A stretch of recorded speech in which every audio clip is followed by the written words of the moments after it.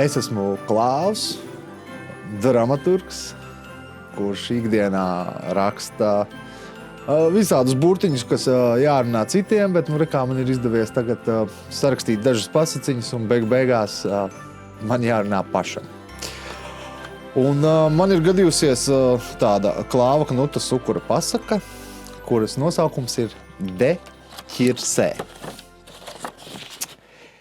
Reiz pussenos laikos dzīvoja kāds vīrs, kura īsto vārdu neviens nezināja. Visi viņu dēvēja par De Ķirsē kungu.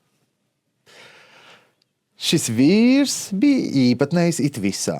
Tajos laikos, ja nebija karalis vai lepns augstmanis, mājas ļaudīm bija tikai vienas. Bet De Ķirsē piederēja nams laukos ar milzīgu ķiršu dārzu un pilsētas māja ar plašu darbnīcu. De Ķirsē kungs vasaras vadīja laukos pie ķiršu kokiem un bitēm, bet ziemas Rīgā, kur tirgojās ar saviem medus ķiršiem.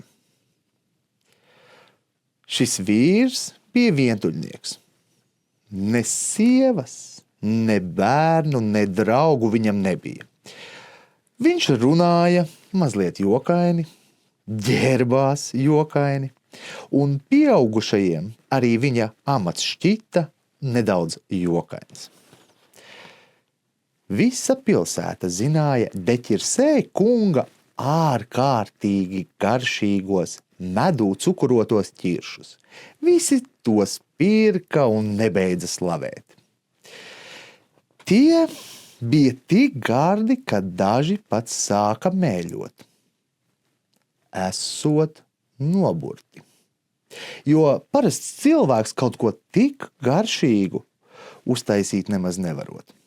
De Ķirsē kungs par to nelikās nezinis. Rudenī veda ķiršus uz Rīgu un savā darbnīcā gatavoja pilsētas iecienītāko gardumu. Mēnesi pirms Ziemassvētkiem viņš ikdienas gāja uz pilsētas tirdziņu. Bet pēc Ziemassvētkiem atkal pagaisa. Neviens īsti nezināja, vai viņš palika turpat pilsētā vai devās atpakaļ uz laukiem.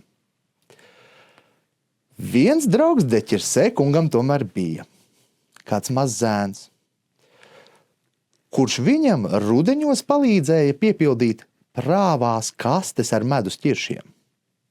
De Ķirsē kunga darbnīcā stāvēja milzu plaukts ar atvilknēm.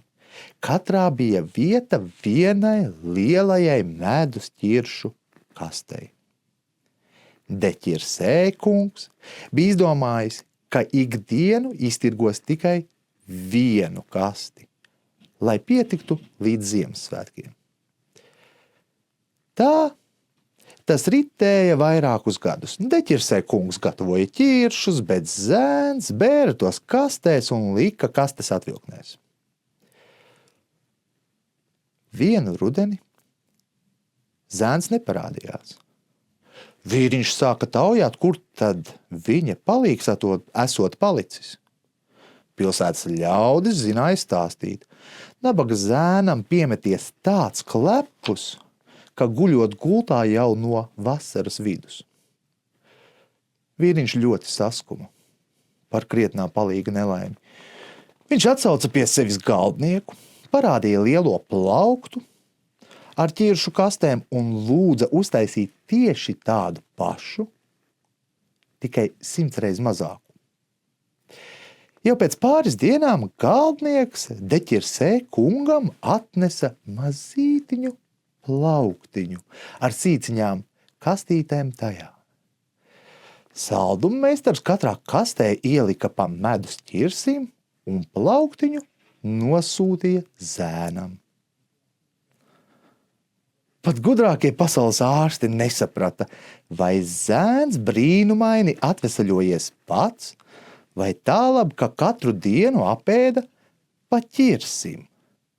Bet Ziemassvētkos, kad De Ķirsē tirdziņā tirgojās pēdējo dienu, zēns uz pilsētas laukumu atnāca pats savām kājām, lai lāga vīram pateiktos un solītos nākamgad atkal nākt palīgā.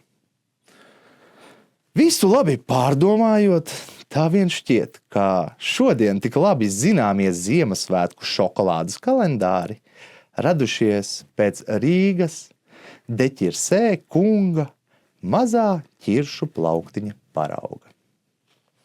Nu, lūk. Tāda ir pasaka, un visiem vēlu tiešām priecīgus, tādus pa īstam priecīgus svētkus. Un nākamajā gadā es jums novēlu daudz burtus, gan tiem lielajiem, gan mazajiem, bet man liekas, ka tajos burtiņos kaut kāds prieks slēpjas.